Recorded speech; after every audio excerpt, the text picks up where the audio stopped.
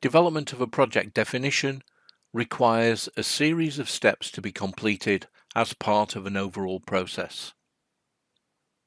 A very important part of this process is the involvement of stakeholders. The first step, therefore, is to identify any and all of the stakeholders who have a role in the project. During the initial stages of a project, it is helpful to have a systematic method of identifying new stakeholders. This method will allow us to dynamically seek out and contact new stakeholders. Each identified stakeholder should be briefed on the background to the project. There are a range of ways that can be used to elicit or obtain information from stakeholders. It must be recognized that projects can often be complex and that a simple request for information, e.g. via an email, can be totally insufficient for this purpose. A more interactive approach, perhaps through conversation, allows for better understanding of stakeholder viewpoints and involvement of stakeholders in the project.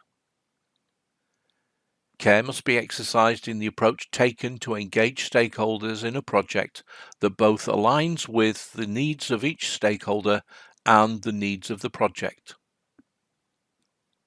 An important part of involving stakeholders in the early stages of a project is to determine their viewpoints or perspectives on the project. This allows a broader and more detailed picture of the project to be determined, leading to a clearer and more comprehensive definition of the project that can be agreed by all parties. It is not only stakeholders that can provide perspectives about the project. Information can be obtained from a range of sources, such as lessons learnt from previous projects and other documentation. Published material that might provide background information about the project, e.g. newspapers, consultants and experts who may have experience of similar undertakings. Involvement of stakeholders in a project needs to be carefully managed.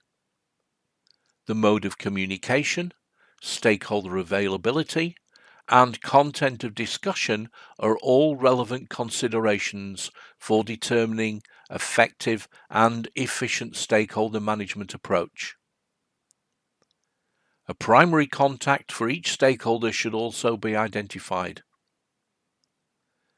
In the initial stages of the project, the primary outcome of involving stakeholders is to define a set of project requirements. Requirements from each stakeholder must be compared, filtered, and mapped.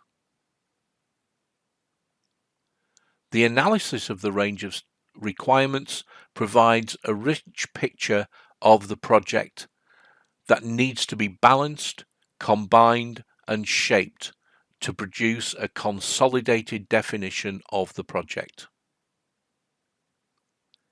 In addition to the direct requirements of the project, we must determine any requirements for management-specific outputs of the project. This might include the need for any contracts, project reviews, and reports that are required by the organization, the client, and/or contractors involved in the project. Such management requirements may demand additional work and therefore additional cost to the project. However, my perspective is that if the project is being properly managed from the start and throughout, any specific management requirements will usually be straightforward byproducts of a good management approach. Once all the project and management requirements have been defined, the project definition can be documented and agreed. This document provides the basis for further development. In summary, a key component of defining a project is the inclusion of stakeholders.